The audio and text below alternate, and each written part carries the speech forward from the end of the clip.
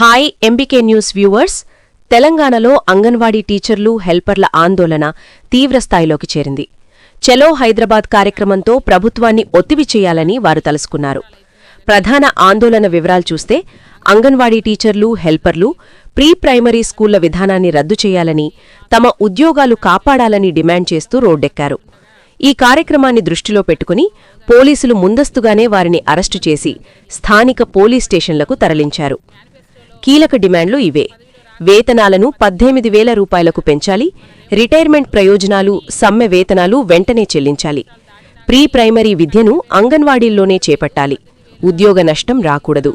ఈ ఆందోళనలకు ప్రభుత్వం ఎలా స్పందిస్తోంది? తాజా అప్డేట్స్ కోసం ఎంబీకే న్యూస్తోనే ఉండండి. ప్రారంభమైంది. ఇప్పటికీ ప్రారంభమై ఇన్ని సంవత్సరాలు అవుతున్నా కానీ కనీస వేతనాలు లేవు. అంగన్వాడీ టీచర్లకు ఉద్యోగ భద్రత లేదు, ఎలాంటి అలవెన్సులు లేవు. కాబట్టి మా సమస్యల పరిష్కారానికై మేము చలో హైదరాబాద్ పోతుండగా ఈరోజు హౌస్ అరెస్టులు చేయడం జరిగింది, నిర్బంధించడం జరిగింది. కాబట్టి ప్రభుత్వాలు మేనిఫెస్టోలో మనం పదవిలో రాకముందుకు 18,000 వేతనం అని పెట్టారు మన రేవంత్ రెడ్డి గారు. కానీ ఇప్పుడు ప్రభుత్వం వచ్చి 2 సంవత్సరాలు దాటినా కానీ కనీస వేతనము అమలు లేదు, 18,000 విషయం తీసుకురావట్లేడు.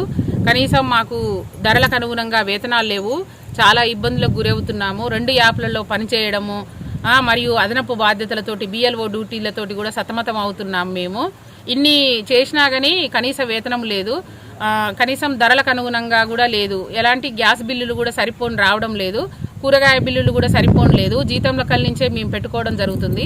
10 సంవత్సరాల కింద కూరగాయల బిల్లులు పెట్టిరు, అదే విధానం అమలు జరుగుతుంది. కాబట్టి ప్రభుత్వం ఇప్పటికైనా మా సమస్యలను, మా బాధలను గుర్తించి మాకు కనీస వేతనము అమలు చేయాలని, మాకు ఉద్యోగ భద్రత కల్పించాలని మేమందరము ఈ సందర్భంగా డిమాండ్ చేస్తున్నాము. అదేవిధంగా ఈ సందర్భంగా నిన్ననే మా CI2 నాయకురాలైన జయలక్ష్మక్క గారిని, నాయకులని ఎక్కడికక్కడికి అరెస్టు చేశారు. వారిని కూడా వెంటనే విడుదల చేయాలని, మాకు అనుగుణంగా ప్రభుత్వం మా సమస్యలను వెంటనే పరిష్కరించాలని మేము ఈ సందర్భంగా తెలియజేసుకుంటున్నాము.